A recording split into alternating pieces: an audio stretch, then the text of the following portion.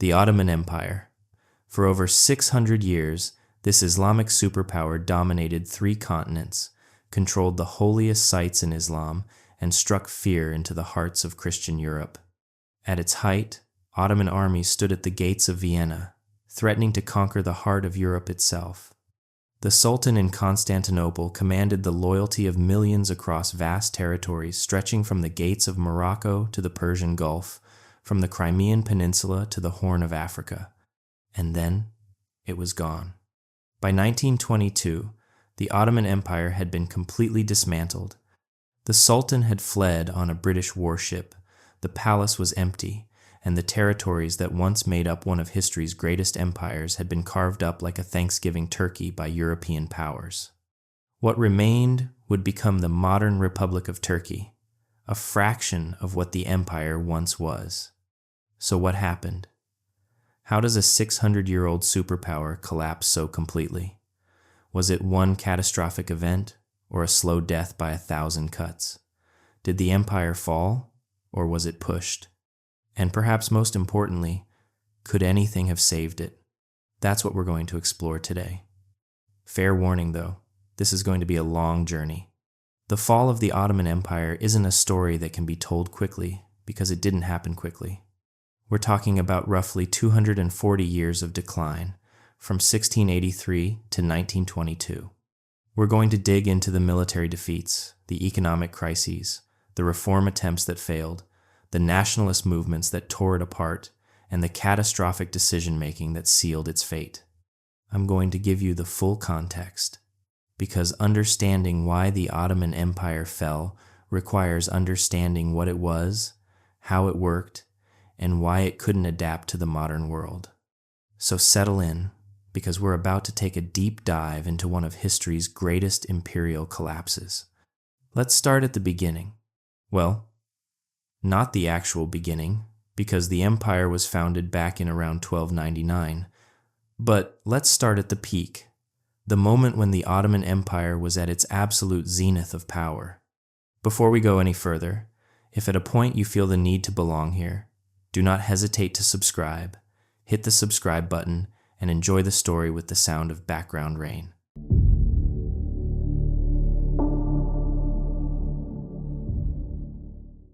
To understand the fall, you first need to understand just how powerful the Ottoman Empire actually was. We're talking about the 1400s through the 1600s here, the golden age of Ottoman power. Picture this. It's the year 1683. The Ottoman Empire controls territory on 3 continents. In Europe, they hold Hungary, the Balkans, Greece, Romania, Bulgaria, parts of Ukraine, and southern Poland.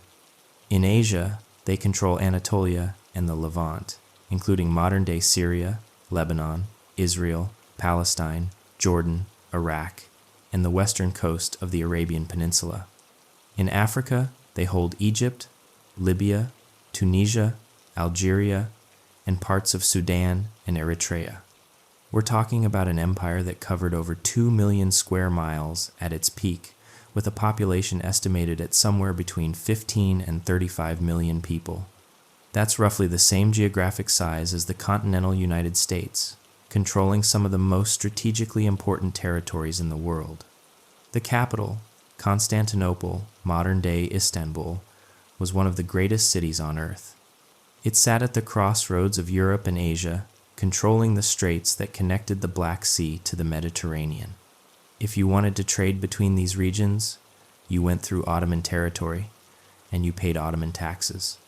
The city itself was a marvel, with the Hagia Sophia converted into a mosque after the Ottoman conquest in 1453, standing as a symbol of Ottoman power and Islamic triumph over the Byzantine Empire. But the Ottoman Empire wasn't just big, it was sophisticated.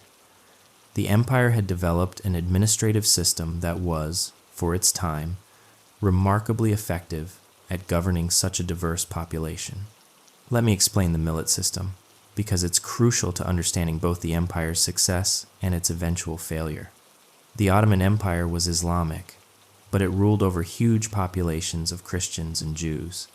Rather than trying to force everyone to convert, which would have been a nightmare and probably impossible, the Ottomans created the millet system. Basically, they divided the population into religious communities, or millets. You had the Muslim millet, the Greek Orthodox millet, the Armenian Christian millet, the Jewish millet, and so on. Each millet was allowed to govern its own internal affairs.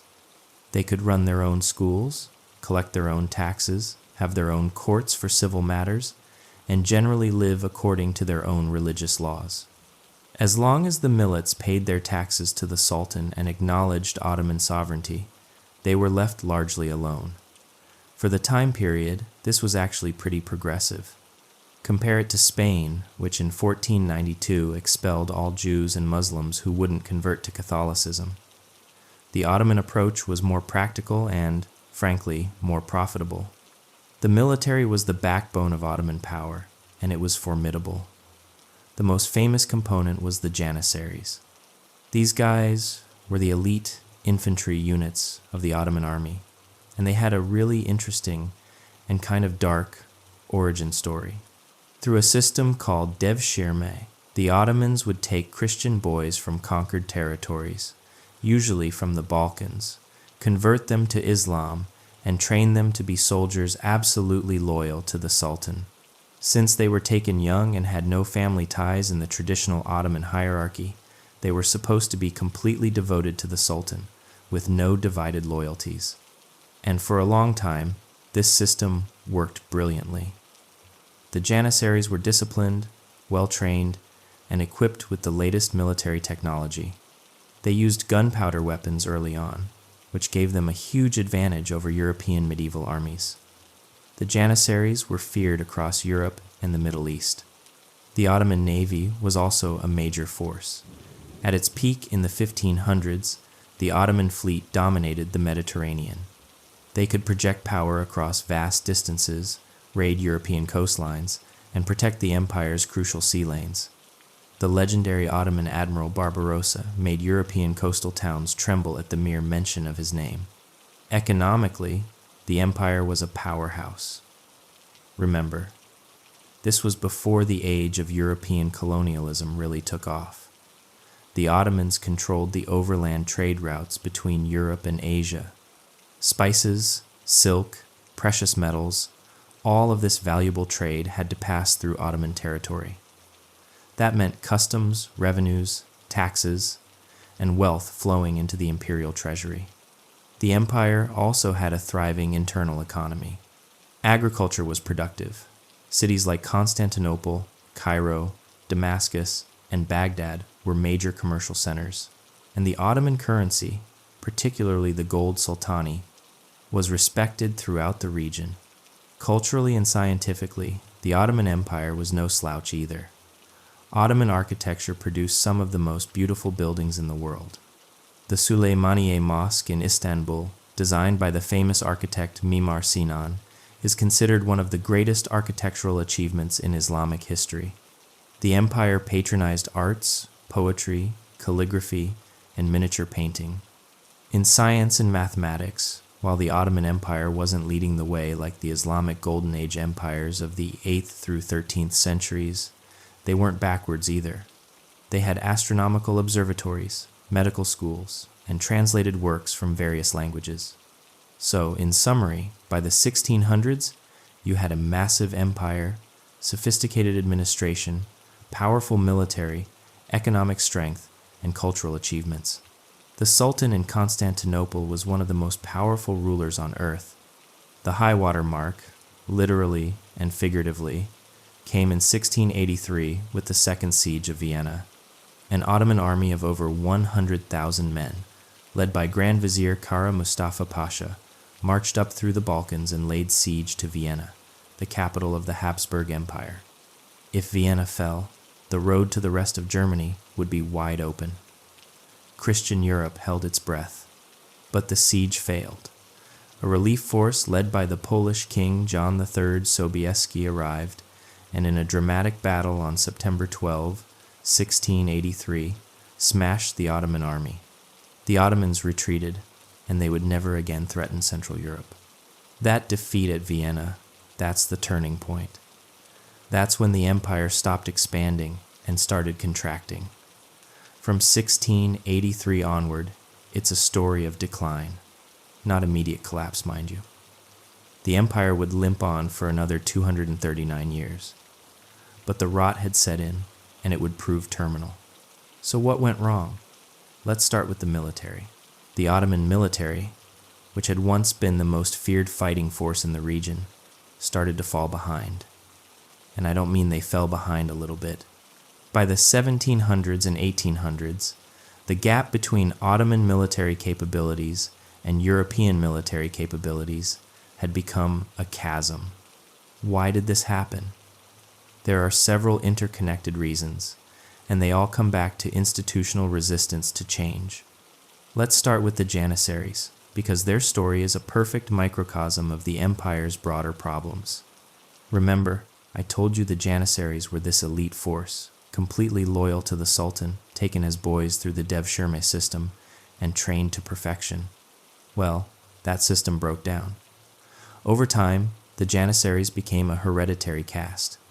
Instead of being recruited through Devshirme, Janissary positions were passed from father to son.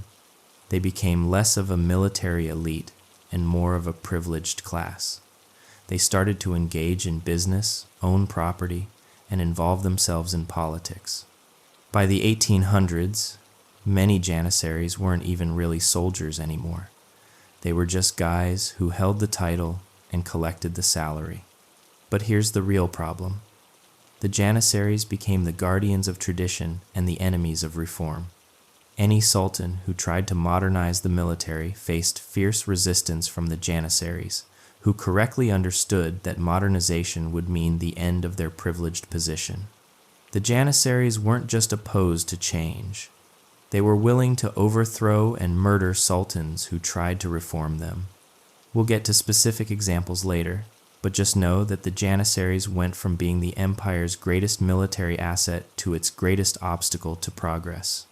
Beyond the Janissary problem, the Ottomans were slow to adopt new military technologies and tactics that were revolutionizing European warfare. Let me give you some examples. In the 1500s and 1600s, European armies underwent what historians call the military revolution.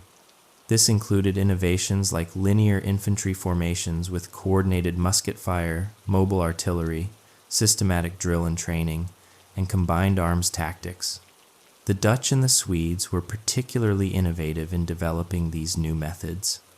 The Ottomans, meanwhile, stuck with tactics that had worked in the past.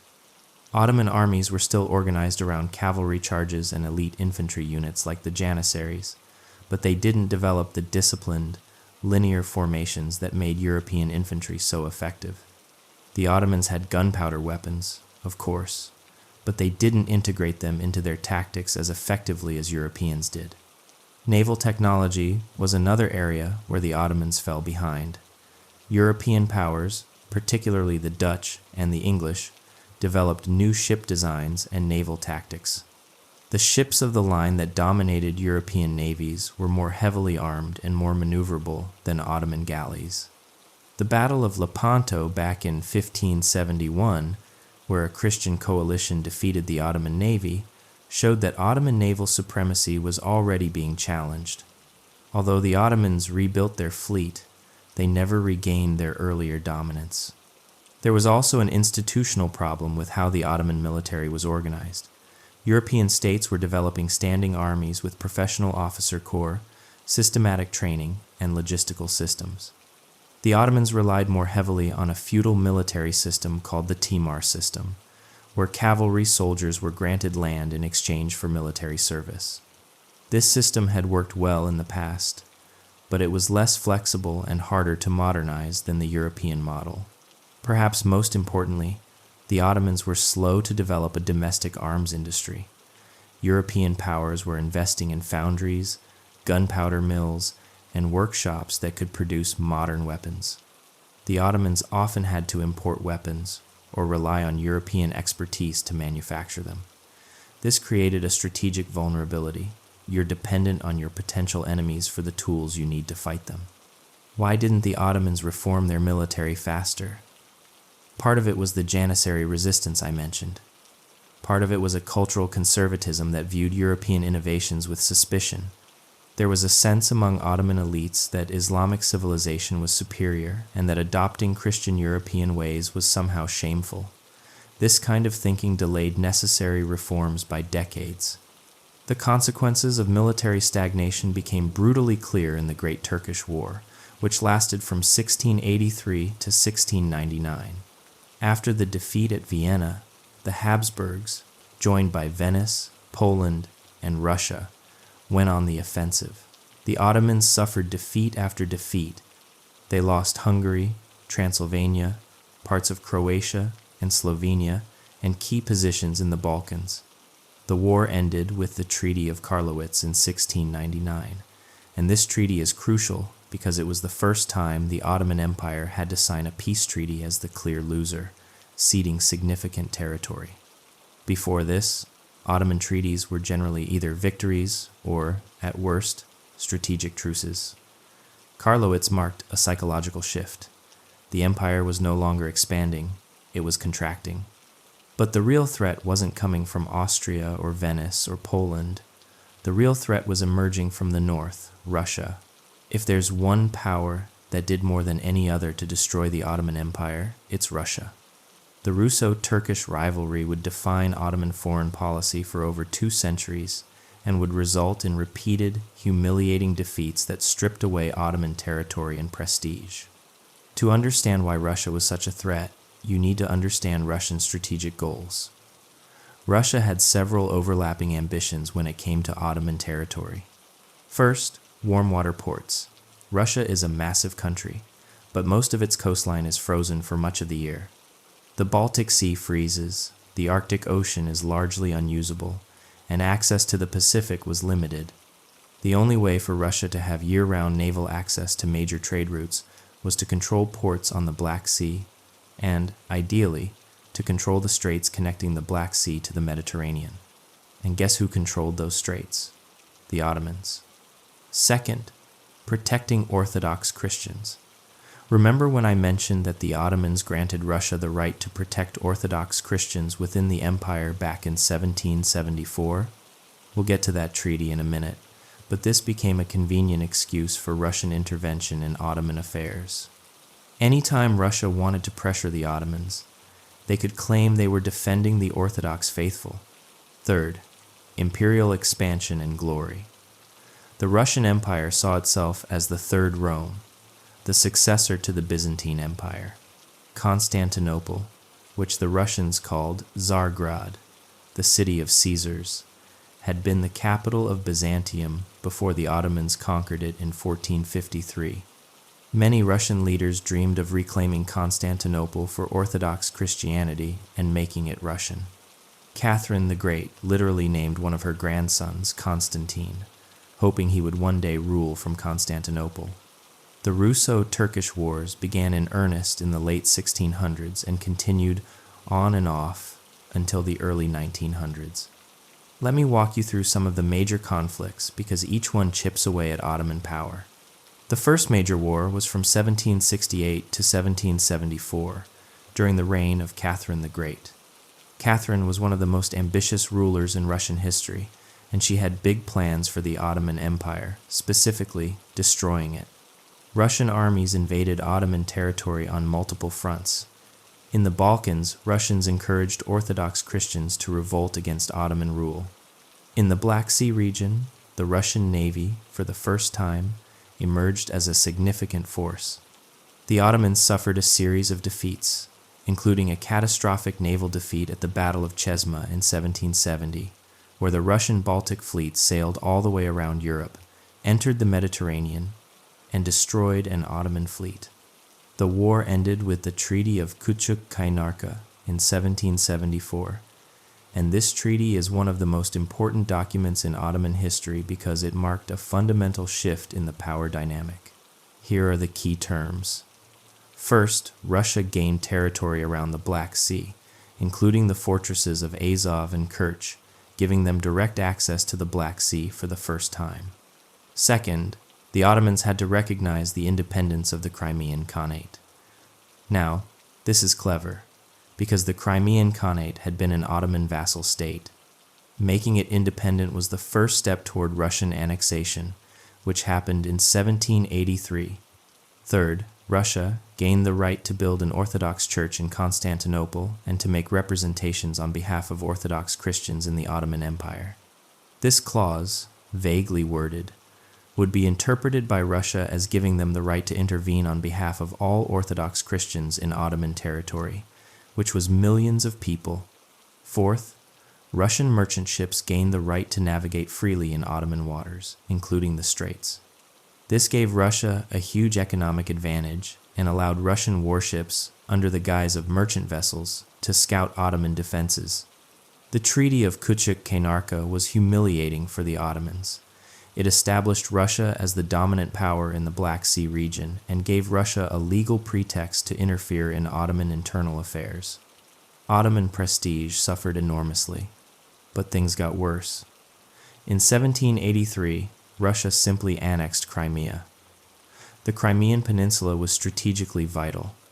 It jutted into the Black Sea and had excellent harbors. With Crimea in Russian hands, the Ottomans lost their dominant position in the Black Sea. Catherine the Great founded the city of Sevastopol, which would become the main base for the Russian Black Sea Fleet. This is the same Sevastopol that would later be the focal point of the Crimean War in the 1850s.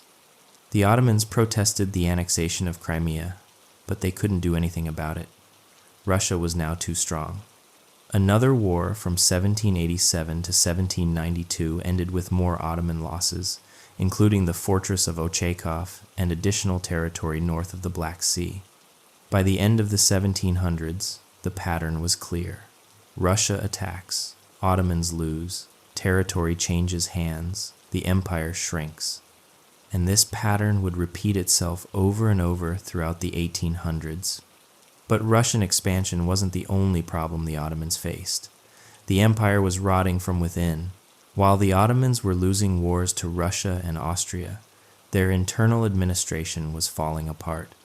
The sophisticated system that had made the empire so successful in its golden age was breaking down, and the central government in Constantinople was losing control. Let's start with the Devshirme system, which I mentioned earlier when talking about the Janissaries. Devshirme wasn't just used to recruit soldiers. It was also used to staff the Ottoman bureaucracy. Christian boys would be taken, converted to Islam, educated, and then placed in administrative positions. The idea was that these men, having no family ties to the traditional Ottoman aristocracy, would be completely loyal to the Sultan. By the 1700s and 1800s, this system had completely broken down. Positions in the bureaucracy became hereditary and were bought and sold. Competence became less important than connections. The imperial administration became bloated with officials who had purchased their positions and who were more interested in enriching themselves than in serving the state. Corruption became rampant. Provincial governors, called pashas, were supposed to administer their regions on behalf of the Sultan, collect taxes, maintain order, and provide troops when needed. Instead, many pashas became semi-independent warlords who ruled their provinces like personal fiefdoms. They embezzled tax revenue, oppressed the local population, and sometimes even defied direct orders from Constantinople.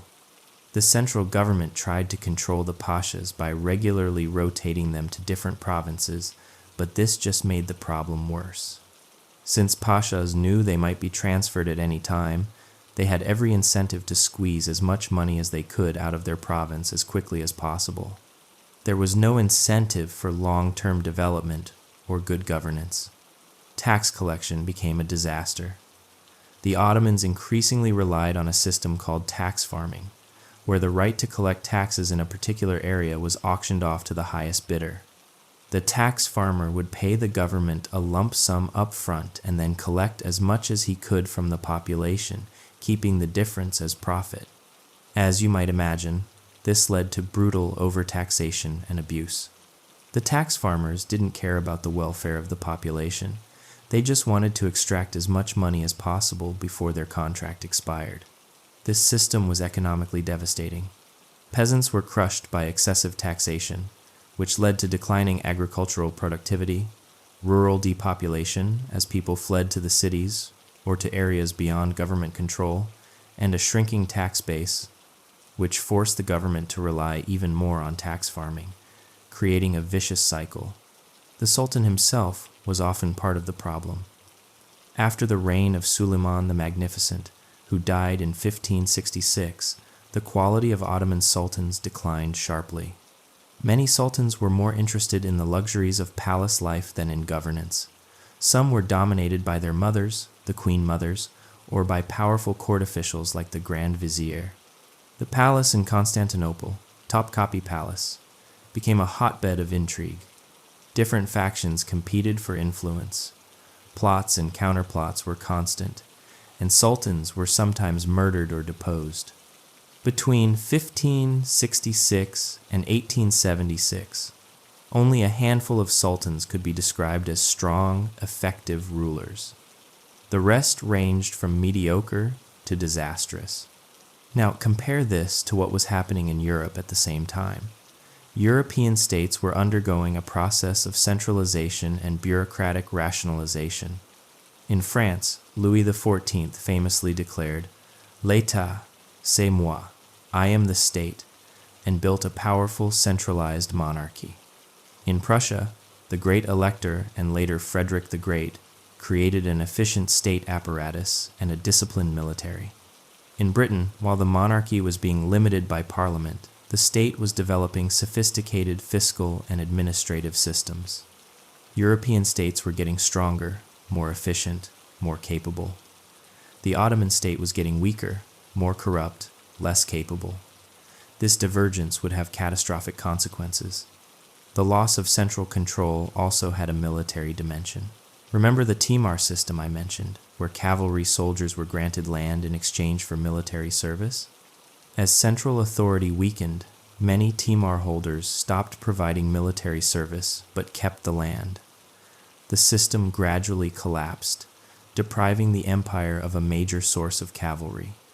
At the same time, the Janissaries, who were supposed to be the empire's military backbone, became increasingly unreliable.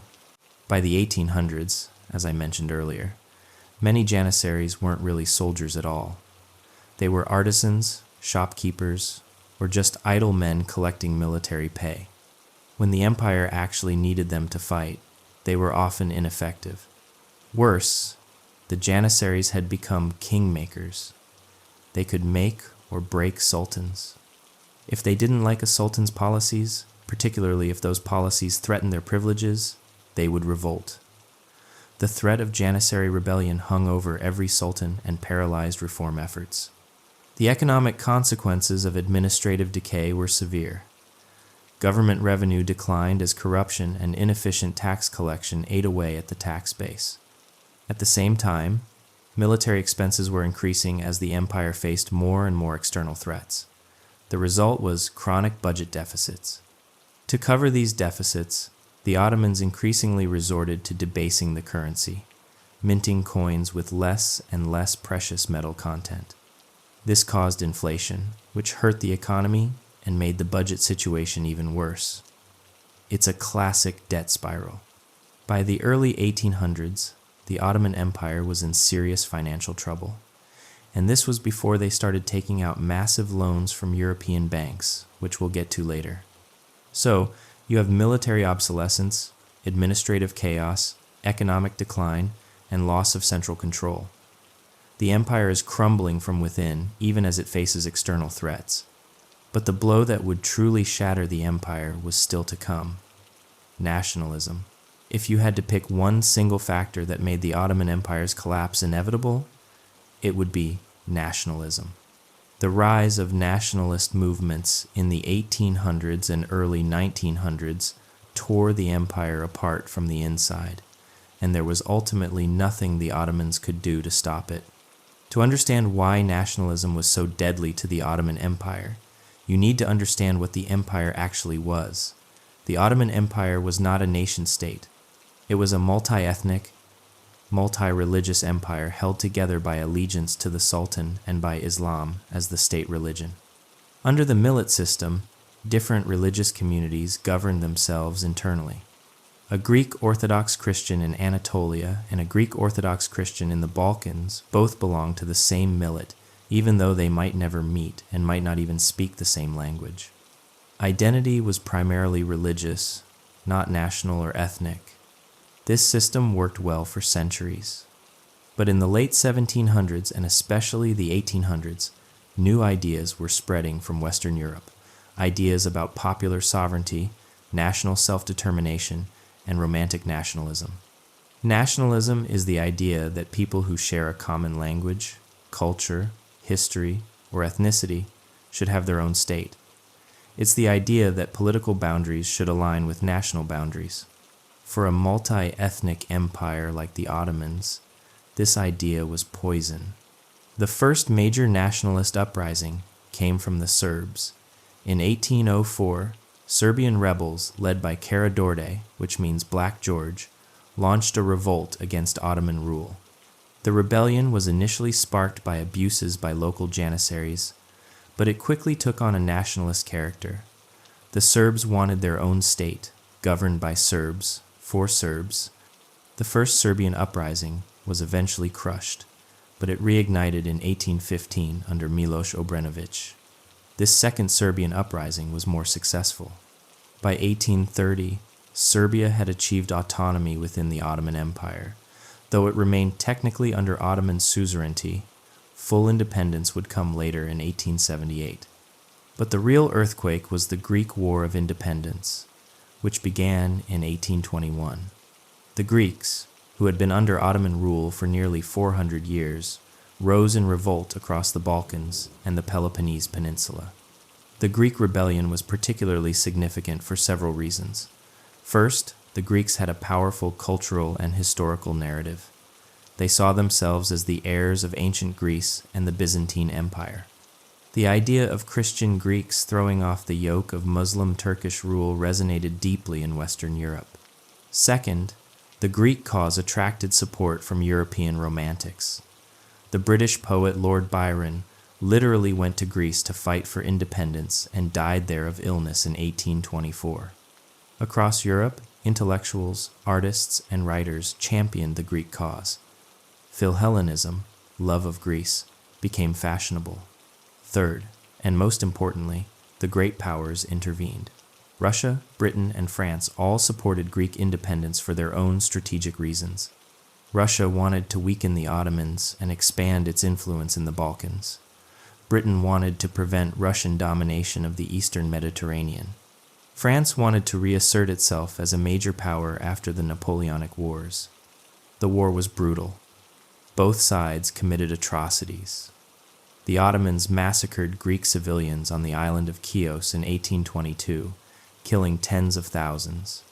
The Greeks massacred Turkish civilians in the Peloponnese. It was a savage conflict fueled by religious and ethnic hatred. The turning point came in 1827 at the Battle of Navarino Bay.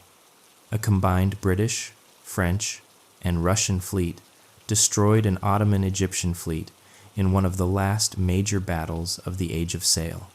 With their navy destroyed, the Ottomans couldn't effectively fight the Greeks or supply their forces. In 1830, under the London Protocol, Greece was recognized as an independent state. It was the first Christian nation to successfully break free from Ottoman rule in modern times, and it set a precedent. If the Greeks could do it, why not the Serbs?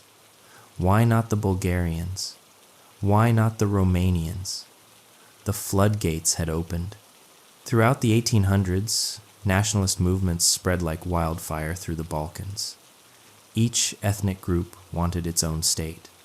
The Ottomans tried to suppress these movements with military force, but they were fighting a losing battle.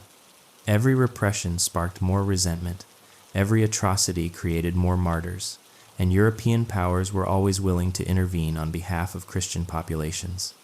The Bulgarian uprising of 1876 is a perfect example. Bulgarian revolutionaries, inspired by Serbian and Greek independence, launched a rebellion. The Ottomans responded with a brutal crackdown. Irregular troops called Bashu Bozuks, basically undisciplined thugs, massacred Bulgarian civilians. Estimates of the death toll range from 15,000 to as many as 100,000. News of the Bulgarian massacres spread across Europe. In Britain, Liberal leader William Gladstone published a pamphlet called Bulgarian Horrors and the Question of the East, which caused a sensation. British public opinion, which had generally supported the Ottoman Empire as a bulwark against Russia, turned sharply against the Turks. Russia used the massacres as justification for war, which we'll get to in a moment. But the point is, nationalism created an impossible situation for the Ottomans. They couldn't satisfy nationalist demands without dismembering the empire, but they couldn't suppress nationalist movements without provoking European intervention. The millet system, which had worked so well when identity was primarily religious, couldn't cope with nationalism. You couldn't have a Greek millet and a Serbian millet and a Bulgarian millet all governing themselves while remaining loyal to the Ottoman Sultan. Once people started thinking of themselves as Greeks or Serbs or Bulgarians first and subjects of the Sultan second, the empire's days were numbered. And it wasn't just Christians. Arab nationalism would eventually emerge as well, though later than Balkan nationalism. In the 1900s and 1910s, Arabs in the Ottoman Empire started to question why they should be ruled by Turks. This would come to a head during World War I with the Arab Revolt, but we'll get to that. The question is, could the Ottomans have done anything differently? Could they have transitioned from a multi-ethnic empire to a modern nation-state? Some Ottoman reformers tried. Let's talk about those reform attempts. The Ottoman leadership wasn't blind to the empire's problems. From the late 1700s through the early 1900s, there were repeated attempts to reform and modernize the empire. Some of these reforms were serious and far-reaching, but ultimately, they all failed to save the empire. Why? Let's start with Sultan Selim III, who reigned from 1789 to 1807. Selim understood that the empire was in trouble and that the military needed to be modernized. He launched a reform program called Nizam-i-Seded, which means new order. The centerpiece of Selim's reforms was creating a new, modern military force trained by European advisors, particularly French officers. These new troops would use European tactics and equipment. Selim also tried to improve the empire's finances and administration. But Selim's reforms threatened the Janissaries. The Janissaries correctly saw the new army as a replacement for themselves. If the Sultan had a modern, effective military force, he wouldn't need the Janissaries anymore. So in 1807, the Janissaries revolted. They deposed Selim and put his cousin Mustafa on the throne as a puppet. Selim was later murdered. The lesson was clear. Anyone who tried to touch the Janissaries risked being killed. Selim's successor, Mahmud II, learned this lesson. Mahmud reigned from 1808 to 1839, and he was determined to reform the empire. But he was patient. He spent years carefully building support and creating a loyal military force before he moved against the Janissaries.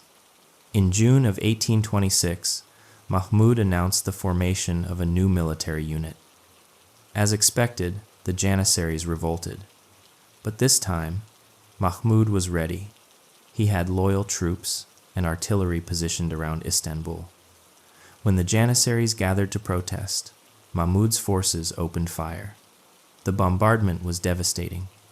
Thousands of Janissaries were killed in the streets of Istanbul. The survivors were hunted down over the following weeks.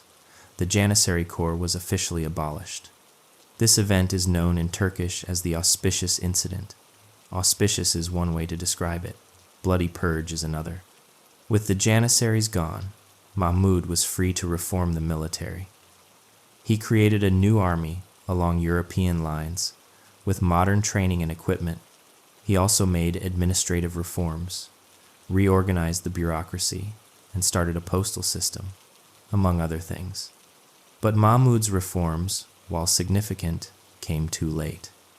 The empire had already lost Greece. The army, though modernized, was still weaker than European armies, and the fundamental problems of administrative corruption and economic backwardness remained. After Mahmud's death in 1839, the reform efforts continued and even accelerated during a period called the Tanzimat, which means reorganization. The Tanzimat lasted from 1839 to 1876 and represented the most comprehensive reform program in Ottoman history. The Tanzimat reformers, influenced by European ideas, tried to transform the Ottoman Empire into a modern state. Here's what they attempted. Legal reforms. The reformers created new legal codes based on European models, particularly French law. They established new courts and tried to create a more rational, less arbitrary legal system. Equality. The Tanzimat edicts proclaimed that all Ottoman subjects, regardless of religion, were equal before the law. This was a radical break from the traditional millet system and Islamic law, which treated Muslims and non-Muslims differently. Education. New schools were opened, including secular schools teaching European languages and sciences. The empire sent students to study in Europe. The goal was to create a Western-educated bureaucratic elite.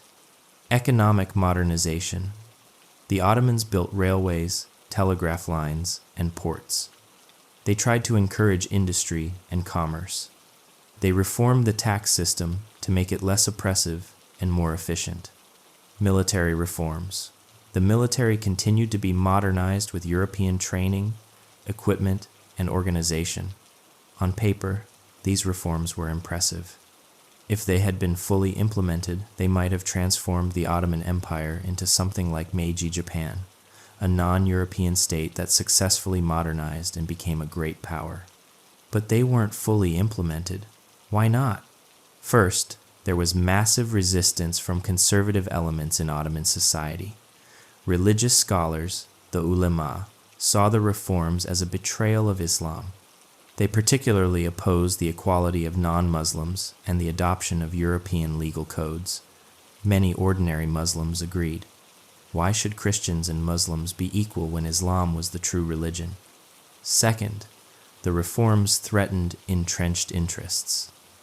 If you were a corrupt tax farmer making a fortune under the old system, you weren't going to support tax reform. If you were a qadi, a traditional Islamic judge, you weren't going to support new secular courts that would make you irrelevant. Third, the reforms were expensive, and the empire was broke. This brings us to the Ottoman debt crisis. To fund modernization, the Ottomans took out loans from European banks. Lots of loans. Between 1854 and 1875, the Ottoman government borrowed over £200 million, an absolutely staggering sum. The problem was that this money was often wasted on palaces, military expenses, and covering budget deficits rather than being invested in productive enterprises that could generate revenue to pay back the loans. The Ottoman government's revenue wasn't increasing fast enough to keep up with the debt payments. In 1875, the Ottoman Empire defaulted on its debt. It simply couldn't make the payments. This was a financial catastrophe and a massive humiliation. The European creditors, mainly British and French banks, weren't going to just write off the loans. In 1881, they forced the Ottoman government to accept the creation of the Ottoman Public Debt Administration. This was an organization staffed by European financial officials who took direct control of parts of the Ottoman economy to ensure debt repayment. Think about how humiliating this was. European bureaucrats were now directly collecting Ottoman taxes, managing Ottoman tobacco monopolies, and controlling Ottoman salt and silk revenues, all to pay back European banks. The Ottoman Empire had been economically colonized, without a single European soldier setting foot in Constantinople. This debt crisis showed the fundamental problem with Ottoman modernization. The empire was trying to play catch-up with Europe, but it didn't have the economic base to do so. Europe had industrialized, which massively increased productivity and government revenue. The Ottoman Empire remained overwhelmingly agricultural and unindustrialized, so it didn't have the economic growth to support modernization programs. By the late 1800s, there was growing frustration among young, educated Ottomans who had studied in Europe and who wanted more radical change. These intellectuals formed a movement called the Young Ottomans. They believed the empire needed not just administrative reform but constitutional government, a parliament, limits on the Sultan's absolute power, and civil liberties. The Young Ottomans put pressure on Sultan Abdulaziz, and after his deposition in 1876, they got their chance. The new Sultan, Abdulhamid II, promulgated a constitution in 1876, which established a parliament, guaranteed certain rights, and was supposed to transform the Ottoman Empire into a constitutional monarchy. But it was a short-lived experiment.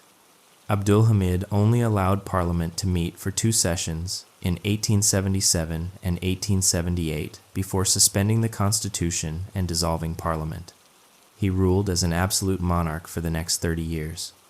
Why did Abdulhamid abandon constitutional government? Partly because he was facing a massive crisis, the Russo-Turkish War of 1877 to 1878, which we'll get to in a moment. He felt he needed absolute power to deal with the emergency. But also, Abdulhamid simply didn't believe in constitutional limits on his power. He saw himself as the divinely appointed ruler, and he wasn't going to share power with a parliament. So the Tanzimat reforms, while significant, ultimately failed to save the empire. They came too late, were implemented too slowly and incompletely, faced too much resistance, and were undermined by the empire's economic weakness and by the autocratic instincts of rulers like Abdulhamid. Meanwhile, the external situation was getting worse. Throughout the 1800s, the decline of the Ottoman Empire became known as the Eastern Question. The question was simple: what happens when the Ottoman Empire finally collapses? And more importantly, who gets the spoils? Every major European power had interests in Ottoman territory, and those interests often conflicted. Managing the Eastern Question, preventing the Ottoman collapse from sparking a general European war, became one of the central preoccupations of European diplomacy. Let's break down what each major power wanted. Russia, as I've discussed, wanted Constantinople and control of the straits connecting the Black Sea to the Mediterranean. Russian leaders also saw themselves as the protectors of Orthodox Christians in the Balkans and the Middle East. Expansion at Ottoman expense was a consistent goal of Russian foreign policy. The more Ottoman territory Russia could grab, the better. Britain had different interests. The British were not interested in taking Ottoman territory for themselves, at least not large amounts of it. What Britain cared about was the route to India. British trade with India and the rest of the empire in Asia went through the Mediterranean, through the Suez Canal after it opened in 1869, and across Ottoman territory. If Russia controlled Constantinople and the Straits, Russia could potentially cut Britain off from India. That was unacceptable. Britain also cared about the balance of power. If Russia conquered the Ottoman Empire and became vastly more powerful, the European balance would be upset. So, British policy for most of the 1800s was to prop up the Ottoman Empire, to keep it alive and independent, not because the British particularly liked the Ottomans, but because Ottoman collapse would benefit Russia. France had its own interests. France saw itself as the protector of Catholics in the Ottoman Empire, just as Russia protected Orthodox Christians. France also wanted influence in Syria and Lebanon, where there were significant Catholic populations. Additionally, France had economic interests. French banks had lent money to the Ottomans, and French businesses had invested in Ottoman railways and other infrastructure. Austria, later Austria-Hungary, was interested in the Balkans. The Austrians wanted to prevent Russian expansion into the Balkans because that would bring Russia right to Austria's borders. At the same time, the Austrians were tempted by the idea of grabbing some Ottoman Balkan territory for themselves. It was a delicate balancing act. Later in the 1800s, Germany got involved. Unified Germany, under Bismarck and later Kaiser Wilhelm II, cultivated close ties with the Ottoman Empire. Germany sold weapons to the Ottomans, invested in the Baghdad Railway, and provided military advisors. Germany saw the Ottoman Empire as a potential ally and a counterweight to Russia. Italy, the latecomer to European imperialism, also wanted a piece of the Ottoman pie, specifically Libya. So you had all these powers with conflicting interests, all circling the dying Ottoman Empire like vultures. The result was a complex diplomatic dance where the powers tried to maintain the status quo while positioning themselves for the eventual collapse. After the Crimean War, the Treaty of Paris in 1856 supposedly guaranteed the integrity and independence of the Ottoman Empire. The European powers pledged to respect Ottoman sovereignty, but these guarantees were only as good as the powers' interests. When it suited them, the European powers would intervene in Ottoman affairs or even seize Ottoman territory. The idea of the Concert of Europe, where the great powers would work together to manage international crises and prevent wars, was applied to the Eastern question. When there was a crisis in the Balkans, the powers would hold conferences and negotiate settlements. The goal was to prevent any one power from gaining too much at Ottoman expense and to avoid a general war. This system sort of worked in the sense that there was no general European war over the Eastern question until World War I. But it didn't save the Ottoman Empire. It just managed the empire's decline. One of the most humiliating aspects of Ottoman decline was the capitulations. These were special privileges granted to European citizens in the Ottoman Empire. Originally granted centuries earlier as a gesture of Ottoman magnanimity, by the 1800s, the capitulations had become a tool of European economic dominance. Under the capitulations, European citizens in the Ottoman Empire were exempt from Ottoman taxes, couldn't be prosecuted in Ottoman courts, and enjoyed various commercial privileges. European businesses operating in Ottoman territory had huge advantages over Ottoman businesses. This made it nearly impossible for the Ottoman Empire to develop its own industry or compete economically with Europe. The Ottomans repeatedly tried to abolish or limit the capitulations, but the European powers insisted on maintaining them. The capitulations were a constant reminder of Ottoman weakness and European dominance. So the situation by the late 1800s was this. The Ottoman Empire was propped up by European powers who wanted to prevent Russia from gaining too much, but those same powers were economically exploiting the empire, grabbing pieces of territory when convenient, and generally treating the Ottomans as a second-class state. The Ottomans were trapped.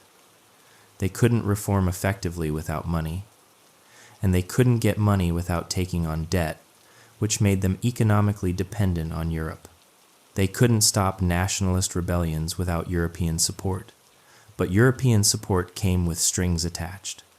It was a slow death, but then came a series of hammer blows that accelerated the collapse. If there's a single moment when the Ottoman Empire's fate was sealed, it might be the Russo-Turkish War of 1877 to 1878. This war was a catastrophe for the Ottomans and stripped away vast amounts of territory. Remember the Bulgarian uprising of 1876 that I mentioned earlier? The Ottoman crackdown on that uprising gave Russia the perfect excuse for war. Tsar Alexander II declared war in April 1877, claiming he was protecting Orthodox Christians from Turkish brutality. Russian armies invaded from the north through Romania and from the east in the Caucasus. The Ottomans initially put up stiff resistance. At the fortress of Plevna in Bulgaria, Ottoman forces under Osman Pasha held out against Russian attacks for months, from July to December 1877. The siege of Plevna became famous and briefly gave the Ottomans hope. But after Plevna finally fell in December, the Russian advance resumed. By January 1878, Russian troops were approaching Constantinople. They got within 20 miles of the capital. The Ottoman government was in a panic. It looked like the empire was about to fall and that Constantinople would finally fall to Russia after more than 400 years. This is where the other European powers stepped in. Britain in particular was alarmed. The British did not want Russia to take Constantinople. The British fleet moved into position near Istanbul, and Britain made clear it would go to war to prevent a Russian conquest of the Ottoman capital. Russia, exhausted by the war and not wanting to fight Britain, agreed to negotiate. In March 1878, Russia and the Ottoman Empire signed the Treaty of San Stefano. This treaty was one of the harshest peace terms ever imposed on the Ottomans. Let me walk you through what the Ottomans lost. Romania, Serbia, and Montenegro all became fully independent. The Ottomans lost any remaining control over these Balkan territories. A huge new state called Bulgaria was created. This Bulgaria included not just modern-day Bulgaria, but also most of Macedonia and stretched all the way to the Aegean Sea. It would be autonomous, but under Russian influence, essentially a Russian puppet state. Russia took significant territory in the Caucasus, including the fortresses of Kars and Batum. The Ottomans had to pay a massive war indemnity to Russia. If this treaty had stood, the Ottoman Empire would have lost most of its remaining European territory, and Russia would have dominated the Balkans. But the other European powers, led by Britain and Austria-Hungary, were not going to allow this. They forced Russia to accept a revision of the treaty at an international conference held in Berlin in June and July of 1878. The Congress of Berlin, presided over by German Chancellor Otto von Bismarck, redrew the map of the Balkans. The big Bulgaria created at San Stefano was cut down to a much smaller size. Macedonia was returned to the Ottomans. Austria-Hungary was allowed to occupy Bosnia-Herzegovina, even though it technically remained Ottoman territory. Britain took Cyprus as a base. The Treaty of Berlin was still a disaster for the Ottomans, but it was less catastrophic than San Stefano. Still, the empire had lost huge amounts of territory and prestige. The myth that the Ottoman Empire was a great power was now completely shattered. Everyone could see that the empire survived only because the European powers propped it up. The Sultan during this humiliation was Abdulhamid II, who I mentioned earlier. Abdulhamid ruled from 1876 to 1909, and his reign was marked by paranoia, repression, and an increasingly desperate attempt to hold the empire together. Abdulhamid suspended the constitution and ruled as an autocrat. He created an extensive spy network to monitor dissent.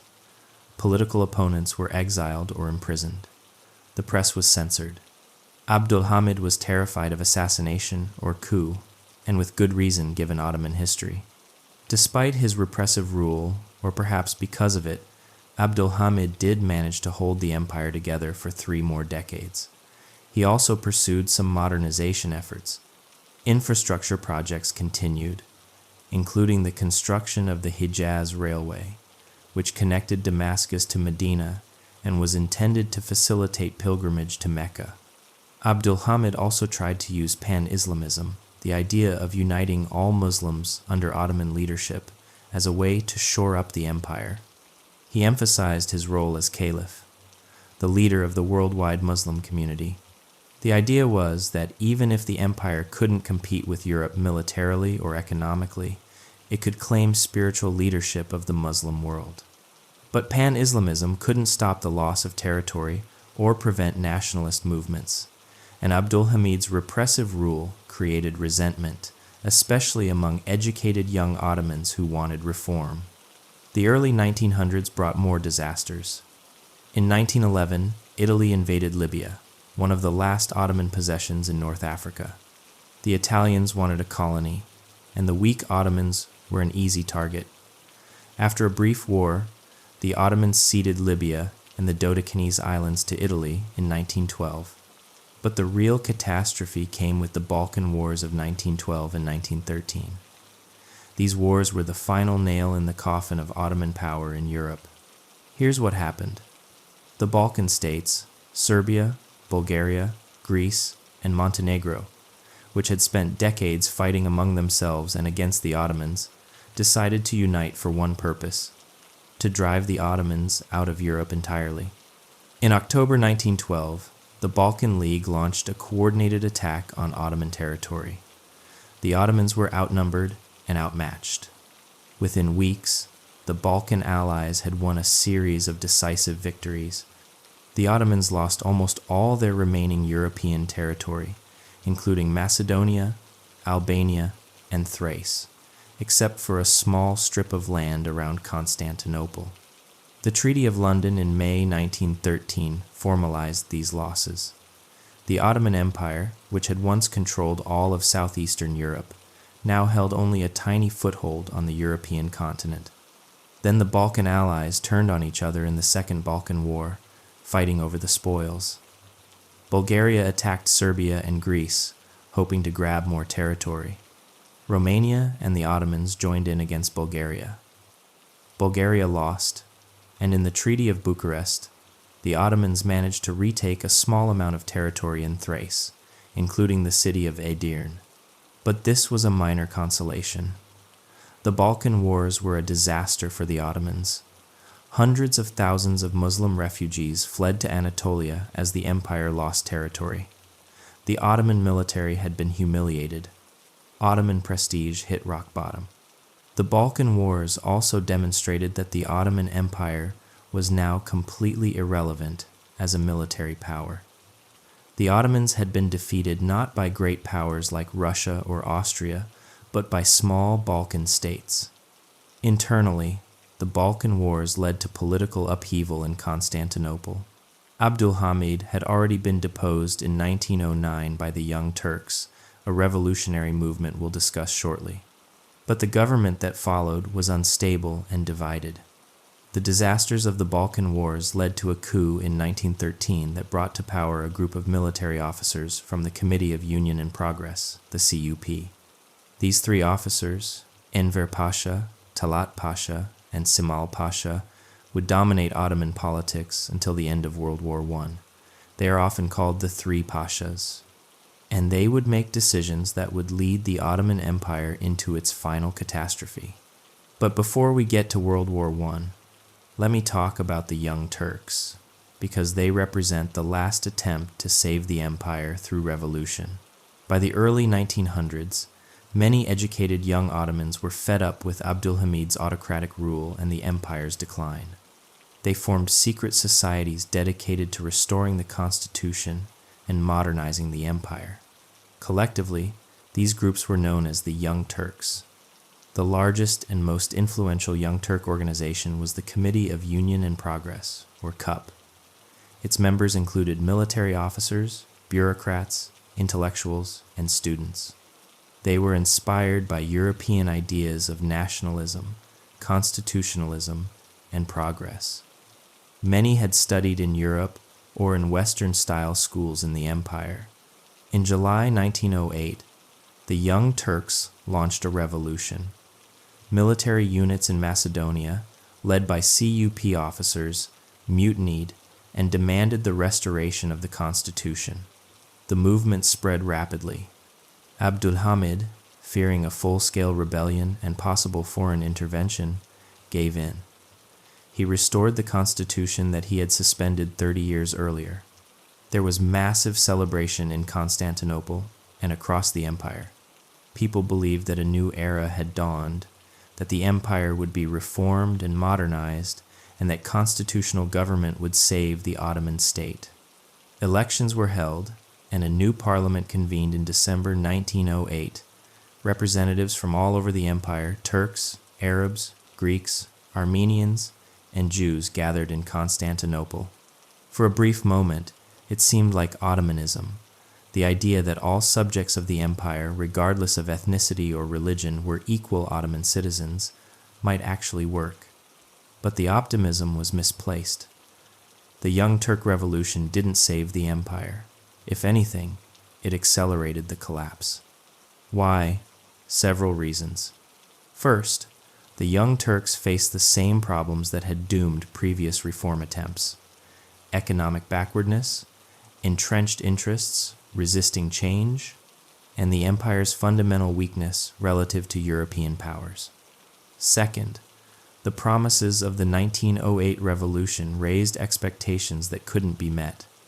Nationalist groups expected real autonomy or even independence. When the Young Turk government proved as centralizing and authoritarian as previous governments, disillusionment set in. Third, The Young Turks themselves were divided. The CUP was not a monolithic organization. Different factions had different visions for the empire's future.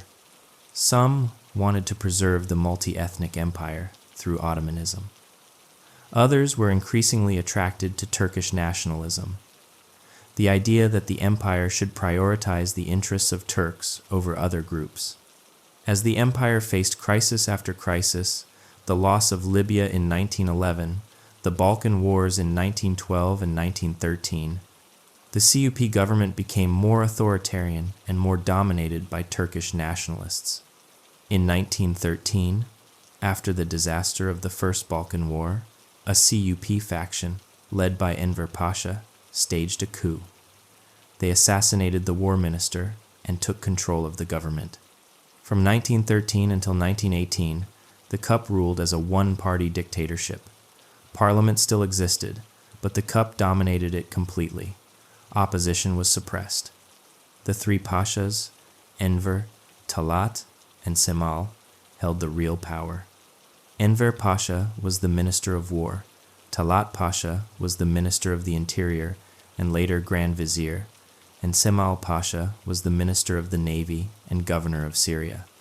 These men were nationalists and modernizers, but they were also authoritarians. They believed in using state power to transform society. They pursued Turkification policies, trying to make Turkish the dominant language of government and education, which alienated Arabs, Kurds, and other non-Turkish groups. The CUP government's relationship with the empire's Armenian population deteriorated badly.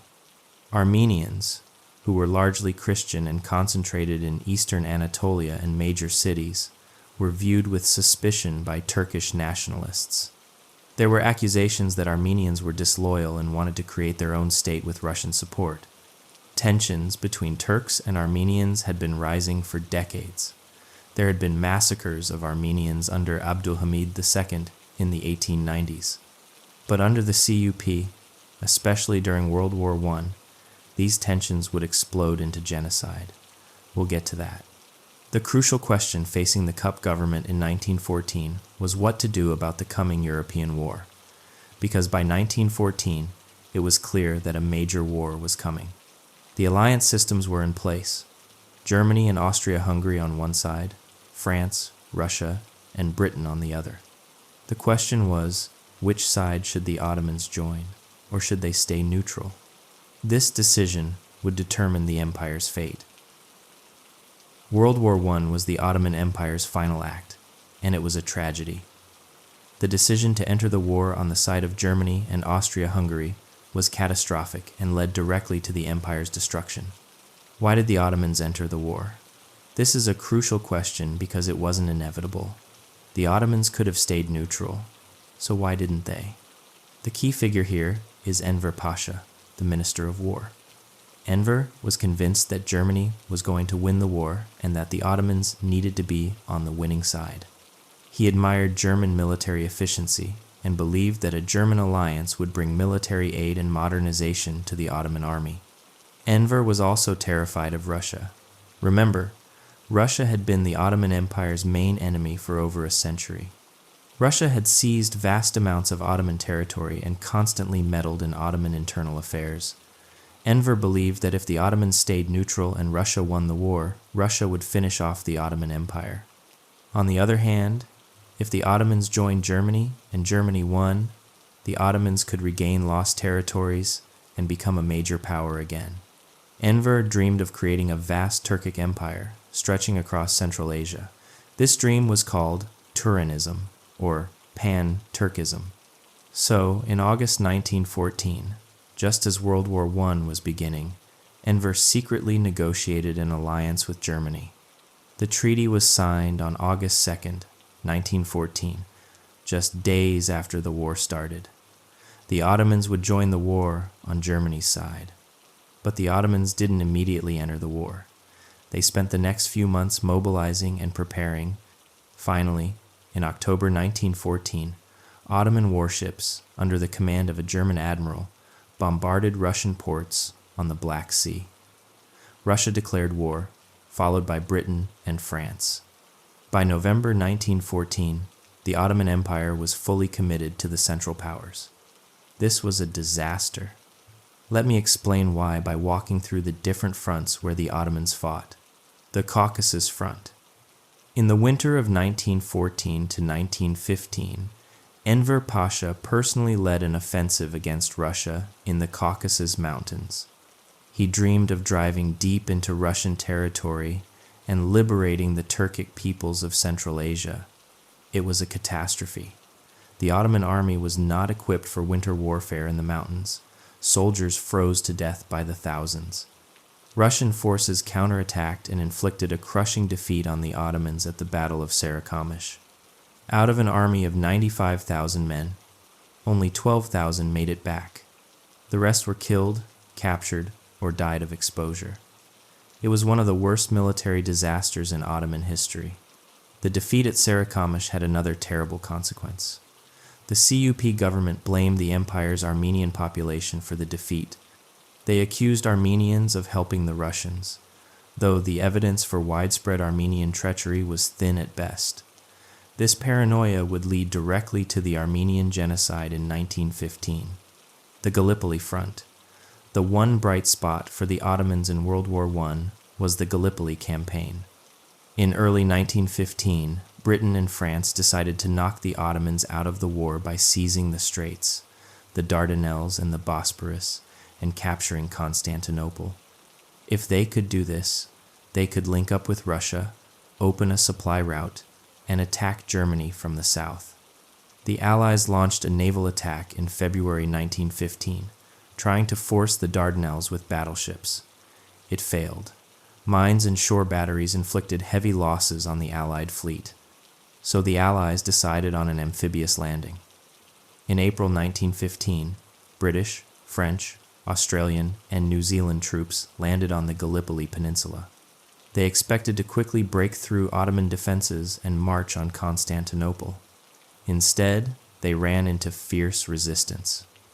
The Ottoman troops, many of them fighting to defend their homeland, fought with incredible determination. The campaign turned into a brutal stalemate, trench warfare in terrible conditions. One of the Ottoman commanders at Gallipoli was Mustafa Kemal, who would later become famous as Ataturk, the founder of modern Turkey. The Gallipoli campaign lasted until January 1916, when the Allies finally evacuated. It was a rare Ottoman victory and a huge boost to morale. The Allies suffered over 200,000 casualties, and the Ottomans suffered similar losses, but the Ottomans had successfully defended their capital. However, Gallipoli was the exception. On every other front, the Ottomans were losing. The Mesopotamian Front. In November 1914, British forces landed at Basra in southern Mesopotamia, modern-day Iraq. The British goal was to protect their oil interests in Persia and to possibly knock the Ottomans out of the war by capturing Baghdad. Initially, the British advanced quickly, but in November 1915, a British force pushed too far and was besieged at Kut al-Amara. After a 5-month siege, the British surrendered in April 1916. It was a humiliating defeat for Britain and a morale boost for the Ottomans. But the British regrouped. In March 1917, a British Indian army under General Maude captured Baghdad. From there, the British continued to advance, and by the end of the war, they controlled all of Mesopotamia, the Palestine, and Sinai Front. The Ottomans also faced British forces advancing from Egypt. In early 1915, the Ottomans launched an attack across the Sinai to try to capture the Suez Canal, Britain's lifeline to India. The attack failed. Over the next 2 years, the British slowly pushed the Ottomans back across the Sinai. In late 1917, British forces under General Allenby launched an offensive into Palestine. They captured Gaza and then, in December 1917, entered Jerusalem. It was a huge symbolic and strategic victory for the British. The British continued to advance in 1918, eventually pushing into Syria. Damascus fell in October 1918, and the Ottoman forces in the region collapsed. The Arab Revolt. Making the situation worse for the Ottomans, in June 1916, the Arab tribes of the Hejaz region in western Arabia, led by Sharif Hussein of Mecca, revolted against Ottoman rule. The Arab Revolt was encouraged and supported by the British. A British officer, T.E. Lawrence, later known as Lawrence of Arabia, worked with Arab forces to conduct guerrilla warfare against the Ottomans. They blew up railway lines, attacked supply convoys, and tied down Ottoman troops. The British made promises to the Arabs. In the Hussein McMahon correspondence of 1915 to 1916, the British seemed to promise Arab independence in exchange for Arab support against the Ottomans. The Arabs believed they were fighting for their own nation, but the British were making conflicting promises. In the secret Sykes-Picot Agreement of 1916, Britain and France agreed to divide the Middle East between themselves after the war. The Arabs would not get the independence they were promised. This betrayal would poison relations between Arabs and the West for generations. For the Ottomans, the Arab Revolt was a disaster. It meant the loss of the Hejaz, including the holy cities of Mecca and Medina. The Ottoman Sultan was supposed to be the Caliph, the protector of Islam's holy sites. Losing Mecca and Medina was a profound humiliation. It also meant that Arab nationalism, which had been simmering, now exploded into open rebellion. The idea of a unified Ottoman Empire that included Arabs, Turks, Kurds, and others was now dead. The Armenian Genocide. I need to address this because it's one of the darkest chapters of Ottoman history and of World War I. In April 1915, the CUP government ordered the arrest and execution of Armenian intellectuals and community leaders in Constantinople. This was the beginning of a systematic campaign to destroy the Armenian population of the Ottoman Empire. Armenians were forcibly deported from their homes in Anatolia and marched into the Syrian desert. These death marches were brutal. People were given little food or water, exposed to the elements, and attacked by bandits and soldiers.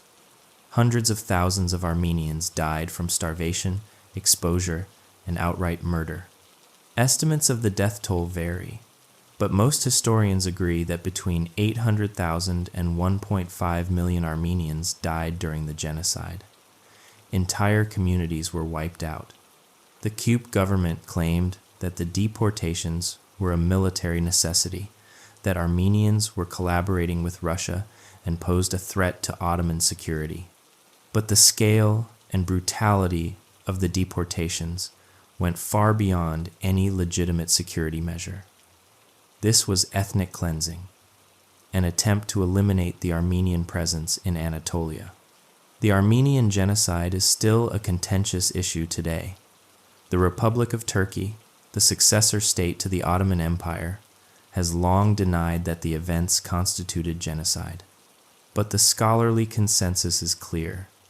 What happened to the Armenians in 1915 was genocide, economic and social collapse. Beyond the military disasters, the empire was collapsing internally. The war strangled the economy. Trade was disrupted.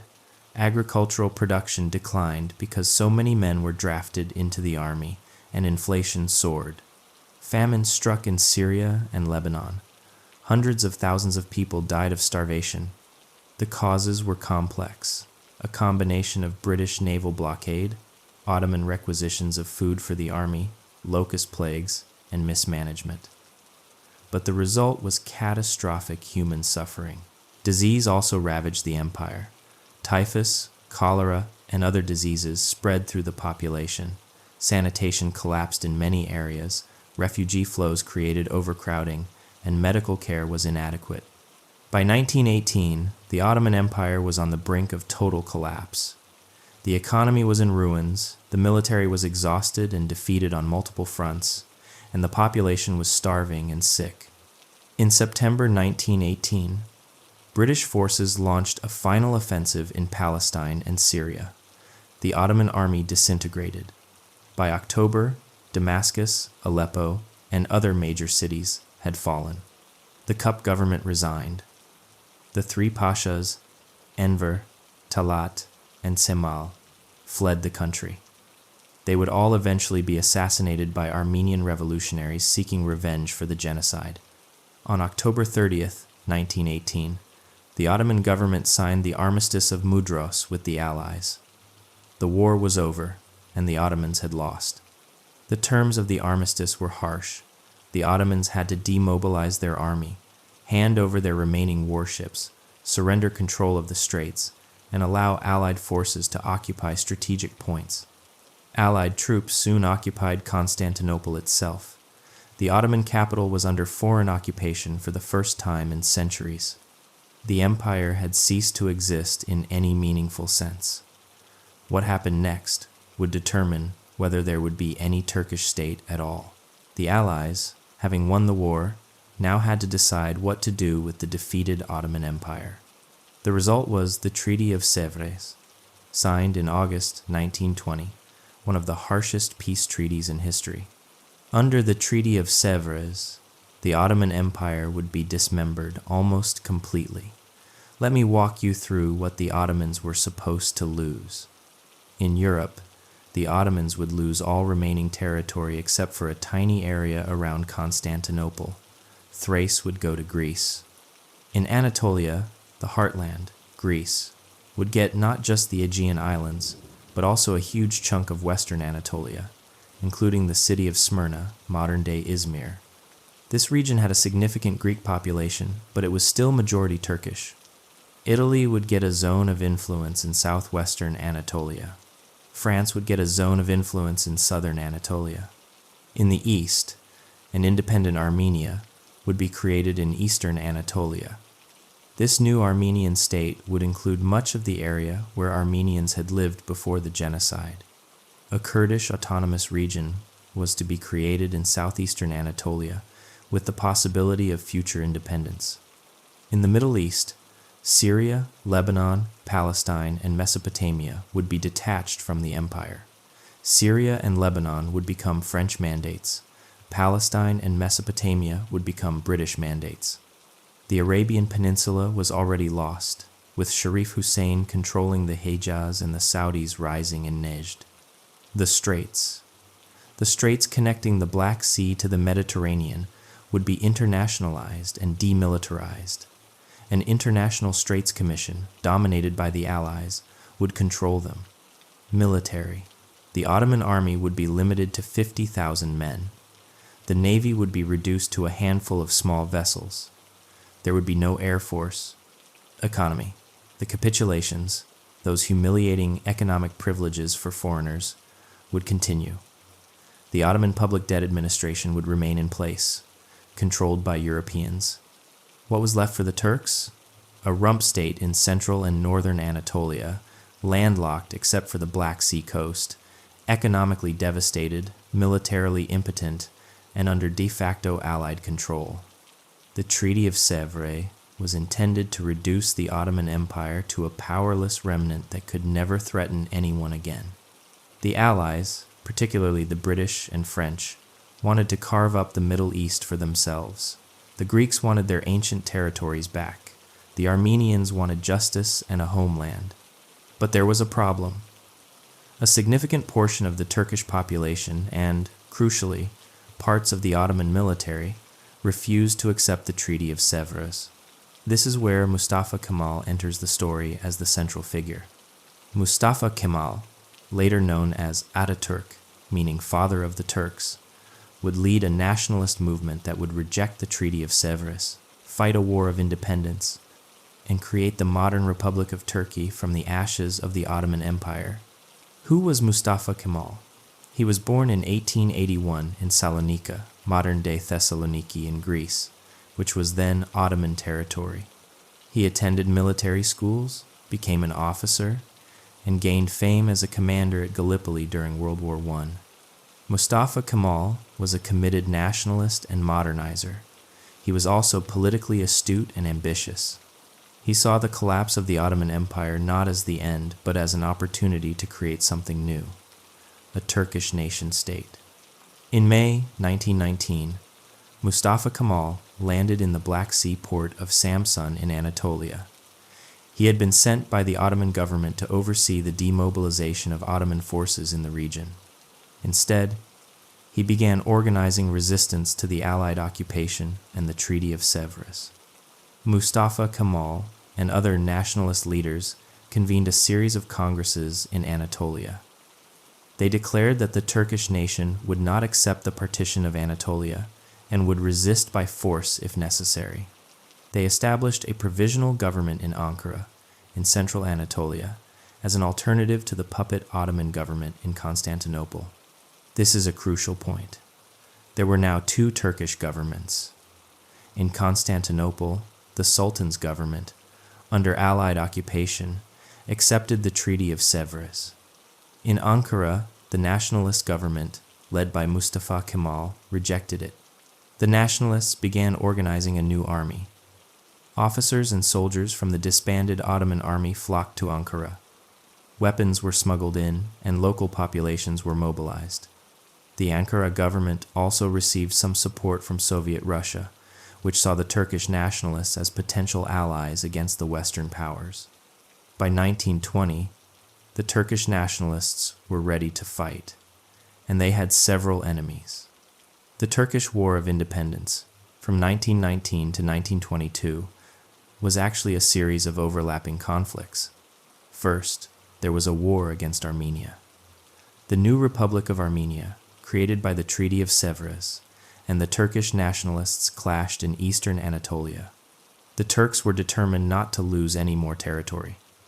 By the end of 1920, the Turkish forces had defeated the Armenian army and occupied much of the territory assigned to Armenia. The Treaty of Kars in October 1921 ended the conflict.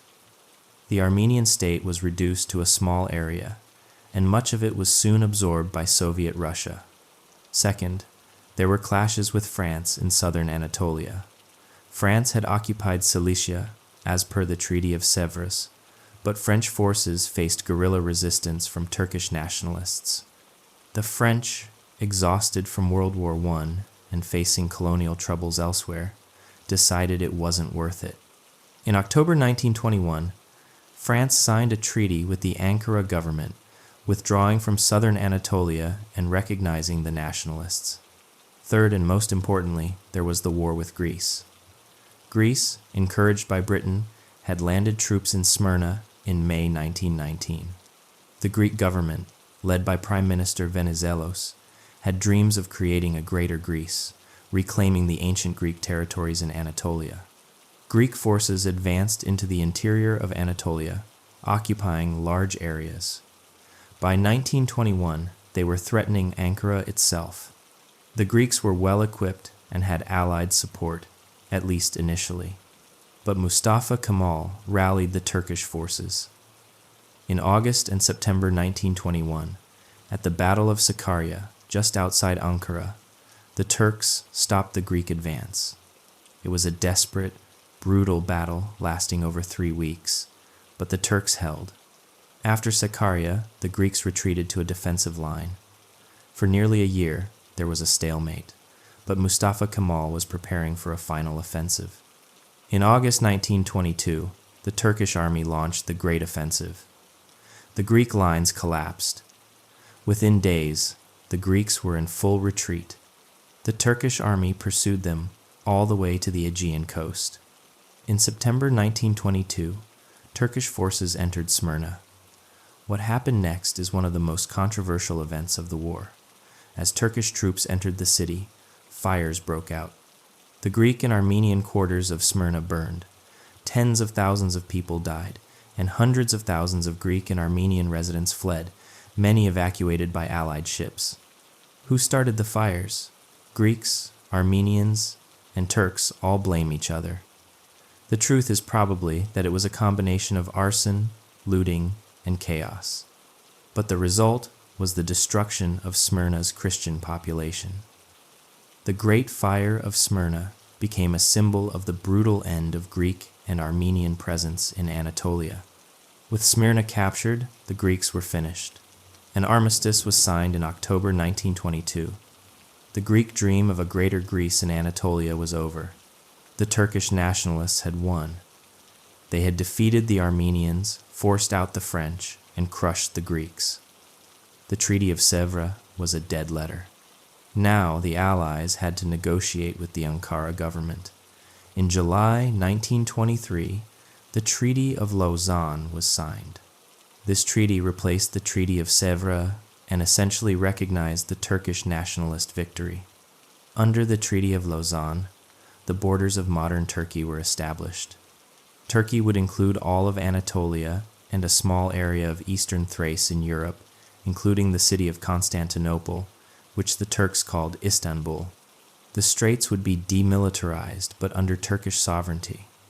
The capitulations were abolished, finally. There would be no Armenian state, no Kurdish autonomy, no Greek occupation. There would, however, be a massive population exchange. Greeks living in Turkey would be forcibly moved to Greece, and Turks living in Greece would be moved to Turkey. Over 1 million Greeks and 500,000 Turks were uprooted in one of the largest population exchanges in history.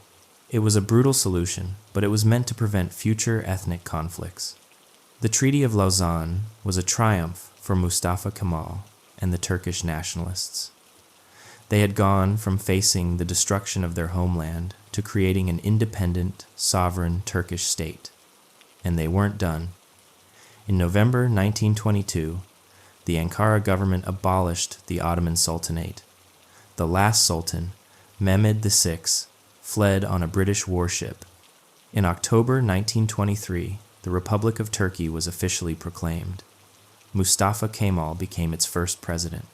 In March 1924, the nationalists went even further. They abolished the caliphate. Remember, the Ottoman Sultan was also the caliph, the spiritual leader of Sunni Islam. By abolishing the caliphate, the new Turkish Republic was making a dramatic break with the Ottoman past. The Ottoman Empire was now officially dead. In its place was the Republic of Turkey, a secular, nationalist state. So, we've gone through the whole story, from the Ottoman Empire's peak to its final collapse. Now let's step back and analyze. Why did the Ottoman Empire really end? What were the deep causes? There's no single answer. The empire's fall was the result of multiple, interconnected factors that reinforced each other. Let me break them down. First, military obsolescence. The Ottomans failed to keep pace with the European military revolution. While European armies adopted new tactics, new training methods, and new technologies, the Ottomans clung to outdated systems. The Janissaries, once an elite force, became an obstacle to reform. When reform finally came, it was too late. The empire had already lost too much territory and prestige. Second, economic backwardness. The Ottoman Empire never industrialized. While Britain, France, and Germany built factories, railways, and modern infrastructure, the Ottoman Empire remained overwhelmingly agricultural. This meant the empire couldn't compete economically with Europe. It had to import manufactured goods and became dependent on European loans. The debt trap of the late 1800s was a direct result of economic weakness. Third, administrative decay. The sophisticated bureaucratic system that had made the empire great broke down. Corruption became rampant, central authority weakened, and provincial governors became semi-independent. Reform attempts like the Tanzimat were too little, too late, and faced enormous resistance from entrenched interests. Fourth, nationalism. This is perhaps the most important factor. The Ottoman Empire was a multi-ethnic, multi-religious empire. The millet system worked when identity was primarily religious, but in the age of nationalism, when people started to identify as Greeks, Serbs, Bulgarians, or Arabs first, and subjects of the Sultan second, the empire was doomed. There was no way to satisfy nationalist demands without dismembering the empire, and that's exactly what happened. Fifth, geography. The Ottoman Empire was surrounded by expanding powers. Russia pressed from the north, Austria-Hungary from the northwest, and later Britain and France from the south and west. The empire had too many frontiers to defend, and not enough resources to defend them all. Sixth, the great power game. The European powers, through the Eastern question, managed the empire's decline in a way that benefited them, not the Ottomans. They propped up the empire when it suited them to prevent Russia from gaining too much. But they also exploited the empire economically and grabbed pieces of territory when convenient. The Ottomans were never allowed to truly reform or recover because that would have upset the European balance of power. Seventh, World War I. This was the final blow. The decision to enter the war on Germany's side was catastrophic. If the Ottomans had stayed neutral, the empire might have survived in some form. But the war destroyed what was left of the empire's military, economic, and political power. The defeats on multiple fronts, the economic collapse, the Armenian genocide, and the Allied occupation all stemmed from the decision to fight. Could anything have saved the Ottoman Empire?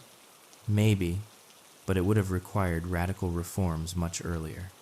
If the Ottomans had modernized their military in the 1700s, built a strong industrial base, reformed their administration to reduce corruption, and found a way to accommodate nationalist aspirations while keeping the empire together, they might have survived.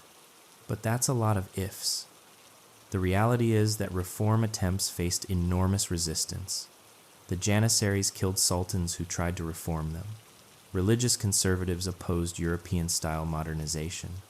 Entrenched bureaucrats opposed anti-corruption measures. And there was no way to satisfy nationalist movements without granting independence, which would mean the end of the empire anyway. Some historians argue that multi-ethnic empires were simply incompatible with the age of nationalism and that the Ottoman Empire's fall was inevitable. Others point out that the Ottomans made specific bad decisions, particularly entering World War I, that sealed their fate. The truth is probably somewhere in between. The empire faced enormous structural challenges that made decline likely, but specific decisions and contingencies determined the timing and manner of the collapse. The fall of the Ottoman Empire left a complicated legacy that still shapes our world today. In the Middle East, the Ottoman collapse led to the creation of the modern state system. The borders drawn by Britain and France, often arbitrarily, created countries like Iraq, Syria, Lebanon, Jordan, and Palestine. These borders didn't always make ethnic or religious sense, and they've been a source of conflict ever since. The Israeli-Palestinian conflict, the Syrian civil war, and the instability in Iraq all have roots in the post-Ottoman settlement. The Kurdish people, who were promised autonomy or even independence after World War I, ended up divided among Turkey, Iraq, Syria, and Iran. They remain the largest ethnic group in the world without their own state. The Armenian genocide and the forced population exchanges left deep scars. Relations between Turkey and Armenia remain hostile. The Greek-Turkish population exchange created lasting bitterness. In Turkey itself, the legacy is complex. Mustafa Kemal Atatürk is revered as the founder of modern Turkey. His reforms secularized Turkey, gave women the vote, replaced Arabic script with Latin script, and oriented Turkey toward the West. Modern Turkey is a democratic, mostly secular state, very different from the Ottoman Empire. But Turkey's relationship with its Ottoman past is complicated. For much of the 20th century, the Ottoman period was viewed negatively as a time of backwardness and decline. But in recent decades, especially under President Recep Tayyip Erdogan, there's been a revival of interest in Ottoman history and a sense of nostalgia for the empire's glory days. Turkey also struggles with issues that have roots in the Ottoman collapse. The Kurdish question, the tension between secularism and Islam, and the fraught relationship with Europe all echo Ottoman-era dynamics. The fall of the Ottoman Empire also had global consequences. The empire's collapse created a power vacuum in the Middle East that contributed to the instability of the 20th and 21st centuries. The Sykes-Picot Agreement and the broken promises to the Arabs fueled Arab distrust of the West. The creation of Israel on land that had been Ottoman and then British Mandate territory created the Israeli-Arab conflict. The Ottoman collapse also contributed to the rise of political Islam. When the Caliphate was abolished in 1924, it shocked many Muslims. Some Islamist movements, including modern jihadist groups, see the fall of the Ottoman Caliphate as a catastrophe and dream of restoring a unified Islamic state. So what can we learn from the Ottoman Empire's fall? First, empires that fail to adapt to changing circumstances decline and fall. The Ottomans clung to outdated military and administrative systems for too long. By the time serious reforms were attempted, it was too late. Second, multi-ethnic empires struggle to survive in the age of nationalism. Once people start thinking of themselves in national rather than religious or dynastic terms, empires that try to hold together different national groups face an impossible task. Third, economic strength underpins political and military power. The Ottomans' failure to industrialize left them economically dependent on Europe and unable to finance the military and administrative reforms they needed. Fourth, alliances and foreign policy matter enormously.